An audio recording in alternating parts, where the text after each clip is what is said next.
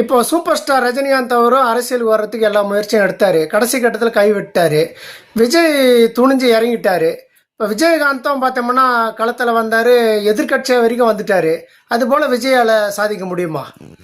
தொடர்ந்து பயணிக்கணும். அரசியல் என்பது சாதாரண விஷயம் இல்லை. அது மிகப்பெரிய பாதிப்புகளை ஏற்படுத்தும், பெரிய எதிரிகளை உருவாக்கும், பெரிய பெரிய துரோகங்களை சந்திக்க வேண்டியது வரும். தொடர்ச்சியான பயணம் தேவை. அது யார் தன்னலம் இருந்தால பொதுநலத்தை கருதி தன்னுடைய வாழ்க்கையை அரசியலுக்காக ஒப்படைச்சி, சமூக மாற்றத்துக்காக ஒப்படைச்சி இறுதி வரையும் பயணம் செய்கிறாங்களோ அவங்க நிச்சயமாக வெற்றி பெறுவாங்க.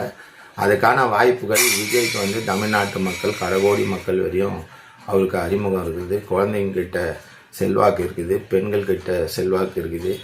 அந்த செல்வாக்கையும் அந்த அறிமுகத்தையும் அவர் நேர்மையாக, உறுதியாக, எளிமையும், நேரடி மக்கள் பணியிலையும் அனைத்து விஷயங்கள்லையும் கருத்து தெரிவிக்கக்கூடியவராகவும் அவர் தன்னை வளர்த்து கொண்டு தொடர்ந்து செயல்பட்டால் நிச்சயமாக சாதிக்கக்கூடிய வாய்ப்புகள் அவருக்கு ஏராளம் உண்டு. ஆனால் அவர் தற்போது இப்போ நடந்து கொள்வது அவருக்கு அரசியல் புரிதல் இல்லைன்றதும், தொடர் பணிகளை மக்கள்கிட்ட எளிமையாக தொண்டனா செய்யறதுலேயும் வாய்ப்புகள் இல்லைன்றதையும் நிறைய விஷயங்களில் அவர் உறுதிப்படுத்தி வராரு. ஆனால் அவர் வந்த நோக்கம், அவர் சொல்லுகின்ற வார்த்தை, என்னுடைய வாழ்க்கையை கொடுத்தது நீங்கள், உங்களுக்கு என்னுடைய வாழ்க்கையை திருப்பி கொடுக்கணுன்றதில் வந்திருக்கிறேன், எல்லாத்தையும் இழந்து உங்களை நம்பி வந்திருக்கிறேன்னு சொல்கிறாரு. அப்படி வந்தார்னா அவர் எல்லாத்தையும் இழந்து இங்கே தொடர்ந்து பயணிக்கணும். தேர்தல் காலத்தில் வெற்றி தோல்வி வரும். ஆனால் மக்களினுடைய அன்றாட பிரச்சனைகளுக்காக குரல் கொடுத்து அவர் அரசியல் களம் கண்டால் வெற்றி பெறுவது சாத்தியமே.